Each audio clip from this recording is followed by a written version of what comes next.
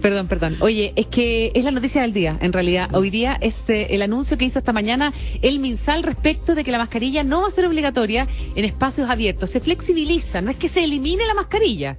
Eso es lo primero que uno tiene que explicar. Y aquí probablemente quienes están hoy día en el gobierno y también los nuevos miembros del Consejo que está asesorando al MinSal, recuerden ustedes que se sumaron nuevos especialistas, probablemente volverán a ser majaderos respecto de la comunicación de riesgo. Sobre este y otros temas relacionados con la pandemia, saludamos a Tomás Pérez Acle. Él es biólogo computacional, doctor en biotecnología y director del Centro Ciencia y Vida. ¿Cómo estás, Tomás? Un gusto saludarte. Hola, buenas tardes. Hola, ¿qué tal? Buenas tardes. Gracias por la invitación al programa. ¿Qué tal, Tomás? Muchas gracias por estar con nosotros hoy día, justo con la entrevista que teníamos pactada, sin saber, ¿no es cierto?, de este anuncio, pero que viene a concretar un anhelo, por lo menos de gran parte de la ciudadanía. ¿Está en línea con el momento epidemiológico que estamos enfrentando hoy día en Chile, Tomás? Yo creo que sí. Fíjate que hace mucho rato que no solo yo, sino varias otras personas que trabajamos en el área, nos preguntamos la relevancia de usar mascarilla en espacios abiertos. Y uno en realidad puede pensar que espacios abiertos con alta aglomeración de personas, tipo por ejemplo un concierto, por mucho que sea un espacio abierto, dado la alta aglomeración de personas y que básicamente uno está a menos de un metro del resto de las personas, sí, en esa situación tiene sentido usar mascarilla. Pero en lugares abiertos como una playa, por ejemplo, no tiene ningún sentido, en un parque tampoco tiene mucho sentido, ¿no? Entonces hace mucho rato veníamos varios de nosotros diciendo no tiene razón de ser enforzar el uso de la mascarilla en espacios abiertos, sobre todo con baja aglomeración de gente. Y en general cuando entrábamos en este tipo de discusiones siempre nos enfrentábamos a la situación de el control. ¿Qué quiere decir eso? Porque imagínate que vamos a liberar el uso de mascarilla en los espacios abiertos con baja aglomeración de personas, pero vamos a requerirla sí en los espacios cerrados. Entonces, ¿de qué manera nosotros vamos a poder controlar que las personas efectivamente porten su mascarilla y estén dispuestas a usarla en aquellos lugares donde tienen que usarla? El clásico ejemplo sería una persona que de su casa se toma el metro, se sube al metro, se pone la mascarilla, se baja del metro para caminar en la calle y se saca la mascarilla. Entonces, hay un problema de control que no es fácil de resolver, cómo las autoridades van a ser capaces de custodiar que efectivamente se utilice la mascarilla en los lugares donde tiene que utilizarse, porque si bien es cierto se va a relajar la medida en términos del uso de la mascarilla en los espacios abiertos, en los espacios cerrados, particularmente en el transporte público, todavía se va a solicitar, se va a mantener el uso de la mascarilla obligatoria. Entonces hay una medida de control que no es fácil de llevar a cabo. Tomás, ¿qué ha pasado en los países donde se ha flexibilizado el uso de la mascarilla con el manejo de la pandemia? Claro, lo que pasa es que la mayoría de los países que se ha flexibilizado de manera completa, incluso es más. Ya ni siquiera es necesario usar mascarilla en espacios cerrados, en el transporte público, en aviones muchas veces, incluso en hospitales, ¿no? Entonces creo que en particular aquellos países, particularmente algunos estados de Estados Unidos, donde se ha flexibilizado por completo el uso de la mascarilla, han tenido un rebote importante de los casos, un aumento importante de los casos. Esperemos que esta no sea la situación que vaya a ocurrir en Chile. Yo creo y pienso que si las autoridades tienen un buen manejo comunicacional del riesgo que estamos enfrentando, como hasta el minuto se ha demostrado que lo están haciendo, o al menos están en la línea correcta, deberíamos mantener la idea de entregarle a las personas la información necesaria para decirles que la pandemia primero no ha pasado, y nos vamos a enfrentar dentro de poco a probablemente la variante más contagiosa que hemos enfrentado hasta el minuto, que es Omicron 2, que además tiene un componente de agravamiento de la enfermedad que no es menor y que se ha demostrado que efectivamente produce una enfermedad más severa que Omicron 1. Afortunadamente todavía responde bien a las vacunas, particularmente a la dosis de refuerzo, así que en esa dirección las autoridades deberían trabajar en reforzar el uso de la mascarilla en los espacios cerrados y en mantener las medidas de autocuidado, el lavado de manos, ¿cierto? Y también la vacunación, que probablemente es la mejor arma que tenemos en este minuto para luchar contra el virus.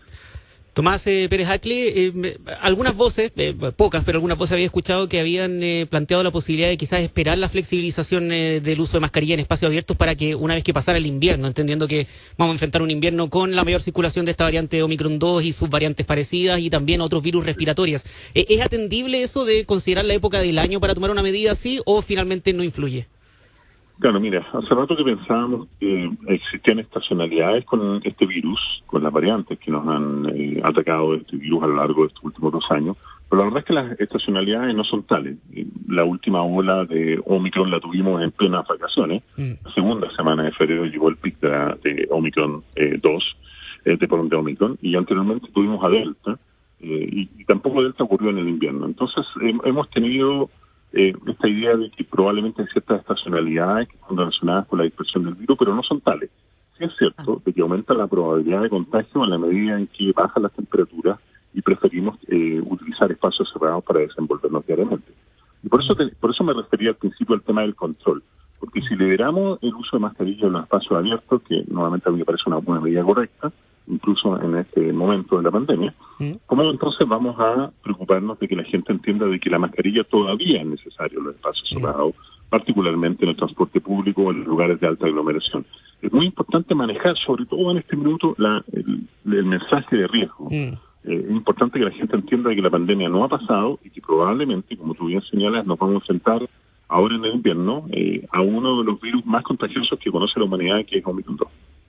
Ahora, si es que las personas no somos capaces de entender que abierto sí, digamos, en abierto puedo estar sin mascarilla y una vez que entro tengo que estar con mascarilla, bueno, entonces pareciera que no se puede quitar la mascarilla. Entonces, si es que somos, digamos, tan poco, no sé cómo decirlo, tan descuidados o tan de corto entendimiento, bueno, ¿cuál es la lógica de sacar la mascarilla que parece una buena medida cuando en el fondo eso va a redundar a que la gente se olvide y ande en el metro sin mascarilla? En el fondo lo que están haciendo en la práctica, según lo que yo entiendo, es quitar la mascarilla del todo. Bueno, ojalá que no sea el caso. No ha sido el mensaje que han dado las autoridades. No. Tampoco todos quienes de alguna manera tenemos la oportunidad de dar mensajes a la opinión pública no lo hemos hecho. Esto no se trata de eliminar de ninguna manera la mascarilla, pero sí de dar un paso más hacia estas libertades que de alguna manera nosotros echamos de menos. Hay que entender también de que llevamos 2 años, existe el fenómeno que se llama la fatiga química, la fatiga del apocalipsis, esta idea de que por mucho de que yo haga o intente luchar contra el virus, finalmente cada una de las cosas que yo hago parecería que no resulta en nada porque siguen llegando nuevas variantes del virus. Esto es una cuestión que han descrito los sociólogos. Y por lo tanto hay que entender que esa es la situación que estamos viendo todos. Estamos cansados de las medidas. Es bueno que vayamos en la liberación de las medidas, pero también es bueno de que las autoridades sobre todo hagan el punto correcto que estamos mencionando. La pandemia no ha pasado, por mucho que nosotros tengamos ya un cansancio terrible estos últimos 2 años, por mucho que tengamos un proceso de vacunación exitosísimo, todavía la pandemia no ha pasado. Vamos a enfrentar una nueva variante en este caso, que es Omicron 2. Sabemos que vamos a estar en una situación además de invierno donde solemos estar en situaciones de espacios más cerrados y por lo tanto la comunicación de riesgo hoy día es fundamental. Si no, va a pasar lo que dices tú, que finalmente vamos a liberar el uso de mascarilla en espacio abierto y al final nadie se ha sentido obligado a usar la mascarilla. Además, es que eso a mí, tú mencionas lo que a mí más me hace ruido, que es como algo, me imagino muy espontáneo, la gente probablemente que también nos está escuchando, ¿no? Que es que dice, no sé, estamos entrando al otoño, cambió el horario, como que ya estamos en horario de invierno, sabemos que la gente se va a enfermar más. O sea, no solamente está Omicron, está también la influenza, que también está muy, muy dura y afectando a distintos segmentos de la población, no solamente a aquellos más vulnerables. Entonces, a mí como que, desde el punto de vista como de ciudadano común, digo, ¿cómo es posible que justo ahora se toma esta medida que obviamente va a enfermar a más personas? Claro, tú lo dices bien, aquí se va a producir un aumento de los contagios. Este aumento de los contagios no necesariamente se va a producir solo por el no uso de la mascarilla en espacio abierto, sino principalmente por el producto de la llegada de Omicron 2, que ya se reconoce en casos en Chile. Todavía no sabemos cuántos de los casos que estamos contando todos los días son efectivamente de Omicron 2, pero vamos a ver un aumento de los casos. Eso es inevitable. Se va a producir con o sin el uso de la mascarilla. Por cierto, cuando nosotros asumimos que el uso de la mascarilla se va a liberar en los espacios abiertos y supongamos que efectivamente vamos a ser capaces, conscientes, todos nosotros, de usar la mascarilla adecuadamente en los espacios cerrados y en aglomeraciones, todavía en esa condición se va a producir un aumento de la infección por la llegada de Omicron 2. Por lo tanto, aquí las autoridades se enfrentan en este balance. Saben que el aumento de los casos va a ser inevitable. Es inevitable, es algo que a menos que nos vayamos en cuarentena como lo está haciendo Shanghái o algunas otras ciudades de China, claro, es inevitable. Por lo tanto, en esa condición, La pregunta es qué tanto de los nuevos casos van a ser influenciados por la liberación del uso de la mascarilla en los espacios abiertos. Si somos conscientes de que solamente debiera darse en los espacios abiertos, debería ser una fracción muy baja de los casos que resultan producto de esta liberación del uso de la mascarilla. Pero si no somos conscientes de esto, un porcentaje importante de esos casos también se va a deber a la falta del uso de la mascarilla en los espacios cerrados, que es donde tenemos la mayor capacidad de contagio. Ahí va a haber un tema interesante también, Tomás, con lo que va a pasar en los colegios, ¿no? El hecho de que, claro, en los recreos no van a poder usar mascarillas, pero después hay que explicarle a los niños que ya a veces el que mantenga la mascarilla constantemente y de manera adecuada ha sido difícil, que en un momento sí, que en otro momento no. Claro, eso es muy importante. Fíjate que bueno que lo mencionas, porque si vemos lo que está pasando principalmente en Inglaterra, un dato muy importante, ellos están en el pic de Omicron 2 en este minuto, pero todavía no han llegado al pic, pero están un número de casos que curiosamente es menor que el número de casos que tuvieron durante el pic de Omicron, pero el número de hospitalizaciones que tienen hoy día es el mayor de toda la pandemia. Eso es súper importante entenderlo. Hoy día están en el número mayor de hospitalización de toda la pandemia, y no solamente este año, sino incluyendo los años anteriores, pese a que el número de casos no es del mismo volumen que en el caso del pic de Omicron. Y esto es porque las autoridades en el caso de Inglaterra están dejando de contar casos. Ojalá que no vayamos en esa dirección, porque si vamos en esa dirección, vamos a darnos cuenta de que primero estamos haciendo una mala comunicación de riesgo, y segundo, un porcentaje importante de los nuevos casos que se está dando en Inglaterra y lamentablemente las hospitalizaciones son niños, porque recién se está aprobando la vacunación para los niños menores de 6 años en Inglaterra. Afortunadamente nuestro país ha ido en esta dirección avanzando de manera apropiada, ya estamos vacunando hace mucho rato a nuestros niños pequeños, pero todavía falta mucho porque sabemos que Omicron, y particularmente Omicron 2, es capaz de evadir la respuesta inmune de la vacunación completa y se requiere una dosis de refuerzo. Por lo tanto, hay que avanzar mucho en la dosis de refuerzo, particularmente en los niños, ojalá antes de que estemos enfrentando al pic de Omicron 2. Bien, Tomás, muchas gracias por habernos acompañado. La verdad que es un tema que nos alegra por una parte, como no este relajamiento, pero la pandemia sigue. ¿Podríamos tener nuevas variantes eventualmente más agresivas en el futuro? Es una pregunta muy importante, es la pregunta más importante que nos podemos hacer en este minuto. Muy difícil de decir la trayectoria, usar una palabra complicada, ¿no? La trayectoria evolutiva del virus. Si nosotros pensamos así la biología más clásica, más fundamental, debiéramos esperar que en algún minuto el virus se vuelva cada vez menos agresivo, porque un virus más contagioso y más agresivo significa que se le acaban las personas. En algún minuto empieza a matar a todas las personas y se le acaban las personas y el virus ya no puede seguir dispersándose. Por lo tanto, en la lógica evolutiva, el virus debería tender hacia una versión más contagiosa y menos severa. ¿Cuánto tiempo tiene que pasar para eso? Es muy difícil saberlo. En el caso de la influenza H1N1, que es la que conocimos al final de la Primera Guerra Mundial como la influenza española, tuvieron que pasar 100 años para que se convirtiera en una influenza que no llega todos los años, pero que no tiene el impacto que tuvo en su minuto la influenza española. Tenemos que esperar 100 años para que este virus se convierta en una versión más benigna, como algún ministro dijo en algún...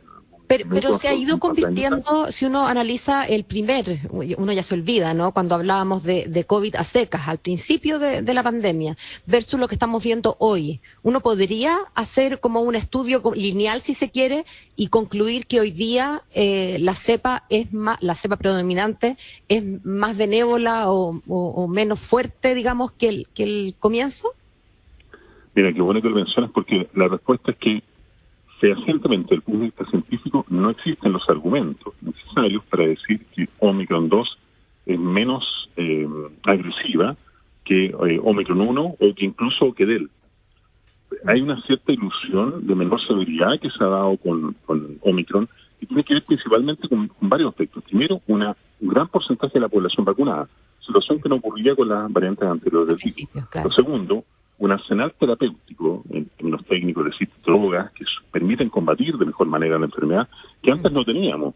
Recordemos que las personas que se enfermaban de COVID-19 en 2020, a lo más se les recetaba paracetamol. Hoy día, además del paracetamol, tenemos antivirales, tenemos incluso corticosteroides que se recetan como fuente primaria, se recetan incluso antibióticos. Entonces, tenemos un arsenal terapéutico mucho más vasto. Y aún así, asumiendo que pese a este arsenal terapéutico y pese a la vacunación, Todavía nos enfrentamos a decir que es una variante menos severa. El número de infectados que se produce es tan alto comparado con lo que era capaz de producirse en las versiones anteriores de este virus, las variantes anteriores, que finalmente el colapso del sistema sanitario todavía puede llegar y puede ser incluso más severo que antes. Fíjense lo que está pasando en Hong Kong.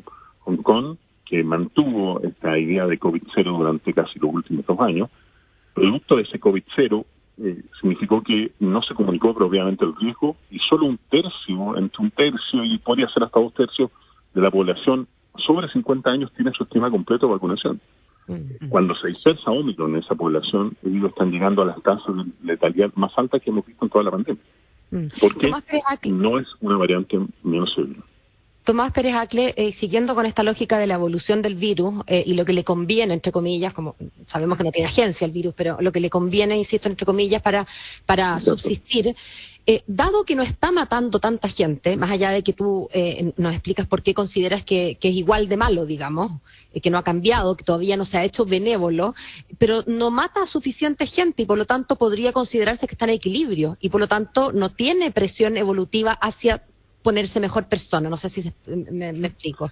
Sí, yo creo que habría que ser cuidadoso con el concepto de matar suficiente gente, ¿no? Porque aunque sea una persona que mate, deberíamos pensar... No, yo digo, lo estoy diciendo solamente para efectos evolutivos de lo que le interesa al virus, ¿no? En la... Por supuesto, no, sí, lo entiendo, pero aún así tenemos que pensar en que hay más de 55.000 personas que han fallecido en Chile. Y es un elemento que no debemos dejar de mirar. O sea, imagínense la cantidad de personas que llenan un estadio. Es decir, deberíamos preguntarnos en algún minuto qué cosas dejamos de hacer para evitar esta enorme cantidad de fallecimientos. ¿Okay? Ahora, sí. En lo que tú mencionas hay un punto muy relevante, y lo mencioné yo recién. Hoy día es muy difícil, yo diría casi imposible, predecir la trayectoria evolutiva del virus. A la larga. A lo mejor tienen que pasar 100 años, como fue el caso de la influenza española, para que nos enfrentemos a una versión más benevolente del virus. Hoy día Omicron no es una versión más benevolente. Hay una cierta ilusión de menor severidad que estaba por la vacunación, por el arsenal terapéutico, por el uso de mascarilla, una serie de otros elementos, ¿cierto? Pero todavía es muy temprano para esperar y sentarnos y decir, sí, ¿saben qué? Ahora sí que se acabó la pandemia, ahora sí que podemos hablar de una endemia, porque efectivamente ahora se trata de un virus más benevolente y el número de personas que eventualmente fallecen es mucho menor que una gripe. Este no es el caso, estamos muy lejos del caso. Todavía hay de 10 veces más personas probabilidades de fallecer por Omicron que por una influenza, a pesar de que la influenza ya es bastante grave. Bien, Tomás Pérez Acle, muchas gracias por haber estado hoy día con nosotros. Tomás es director del Centro Ciencia y Vida y nos acompaña hoy día actualizando, estas últimas informaciones respecto del uso de la mascarilla y nuevas variantes. Esto no ha terminado. Gracias, buenas tardes. Gracias, Tomás. Chao, gracias. 13 horas con 27 minutos.